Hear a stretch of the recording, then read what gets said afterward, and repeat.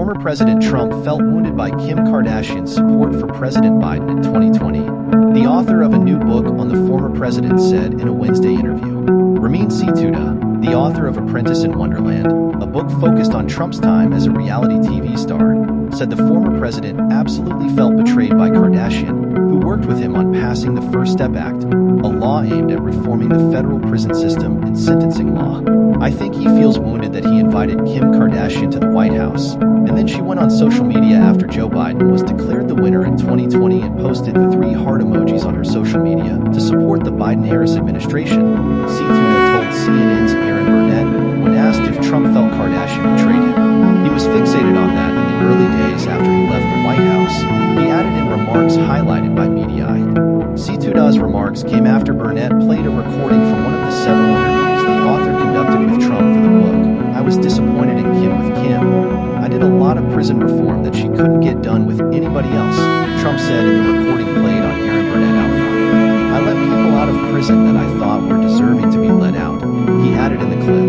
And then after it was all over, she announced that she's not supporting me, and she only did that to be cool in Hollywood. Apprentice in Wonderland was released this month and is described on the website as the never fully told, behind-the-scenes story of Donald Trump and The Apprentice, the long-running reality series that catapulted him to the White House. Situda, co-editor-in-chief of Variety and an entertainment reporter, said he was able to interview Trump for several hours and gained unprecedented access for the book. Stephen Chung, Trump's communications director, did not respond to the Kardashian remarks specifically but sharply criticized the author's work in an emailed statement to The Hill.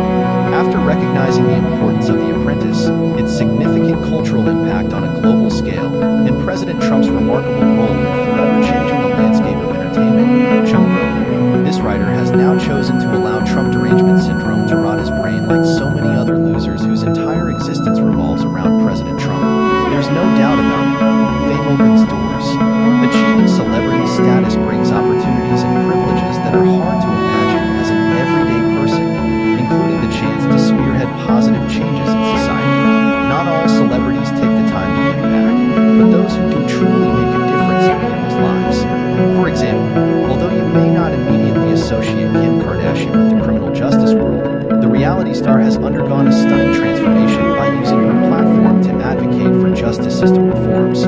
Kardashian explained the passion that drove her into this surprising role to Vogue in 2019. "I just felt like I wanted to be able to fight for people who have paid their dues to society. I just felt like the system could be so different, and I wanted to fight to fix it." In October 2024, she penned a heartfelt essay in support of 2 of the most notorious criminals in California history, Eric and Lyle Menendez. The brothers' controversial conviction has been hotly debated for decades, and their fight for a new trial gained renewed traction when the Los Angeles District Attorney agreed to review their case in late 2024.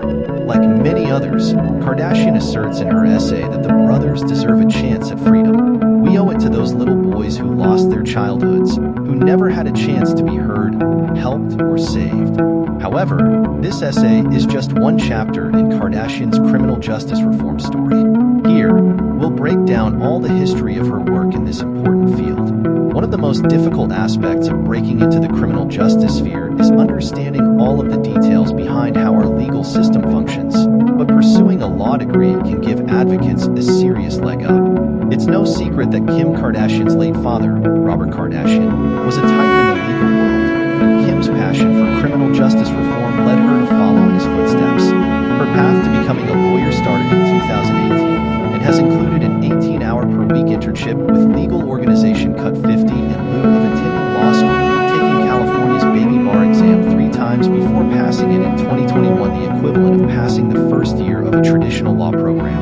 Although her journey hasn't been as straightforward as some, Kim believes that Robert would be very supportive. As she shared on Instagram, "I know my dad would be so proud, and he would actually be so shocked to know that this is my path now, but he would have been my best study partner."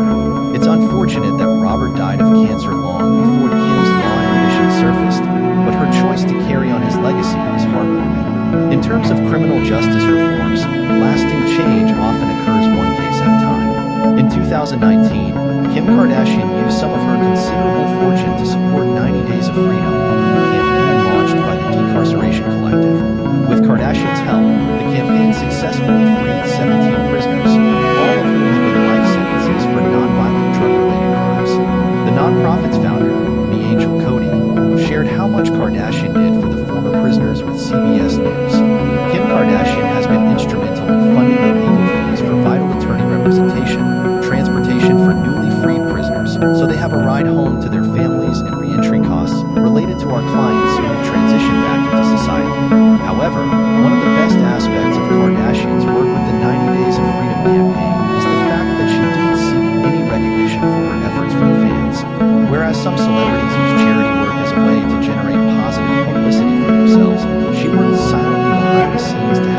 incarceration collected meet their campaign goals, showing her genuine commitment to this cause.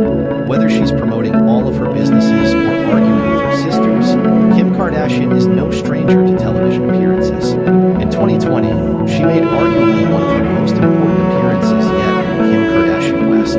The Justice Project aired on Oxygen. The documentary explores the stories of several incarcerated individuals, bringing much needed attention to their efforts to have their life sentences re-examined. As Kardashian explained to Time, the people she features in the documentary all received sentences that she believes are too harsh. I really do believe that. If people do a crime, they need to do the time. But it's a matter of, what is that fair?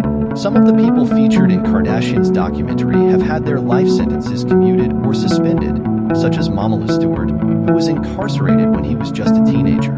Upon his release, Stewart expressed his appreciation for Kardashian's help, telling Oxygen, "She has the ability to believe in others when the conventional aspect of things would be to shun him." Another former inmate featured in the documentary, David Shepard, was granted clemency after serving 30 years of his sentence.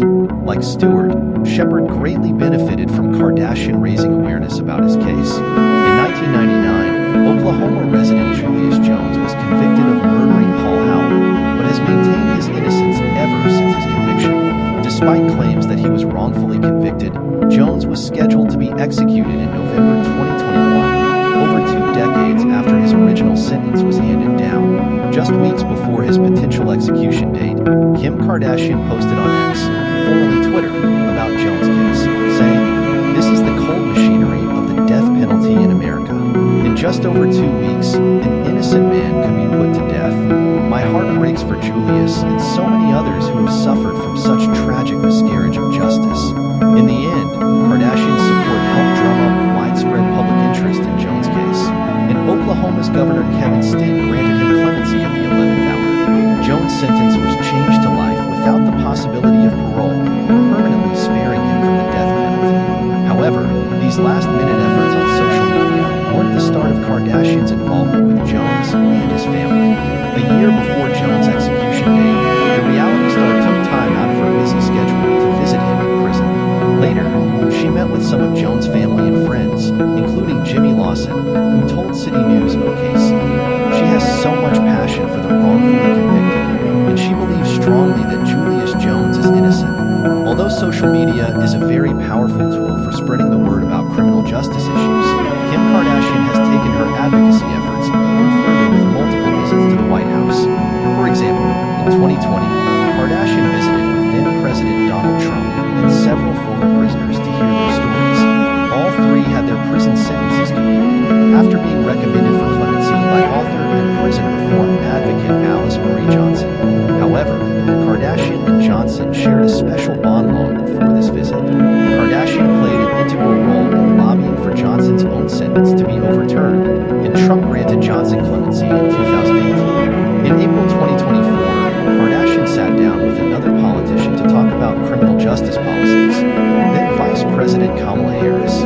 As CNN reported, several people who Joe Biden pardoned were part of the conversation, and both Harris and Kardashian commented on the importance of criminal justice reform and the need for better paths for incarcerated people to re-enter society after serving their sentences. Kardashian also discussed her personal experiences and optimism for the future. "Every time I've gone and visited a prison, I've met some of the smartest individuals with the brightest ideas, and to see the changes that are happening to make their re-entry easier, I think, is going to be life-changing and give so many people hope." Given her extensive, ongoing work in this field, we're sure Kardashian has given plenty of wrongfully convicted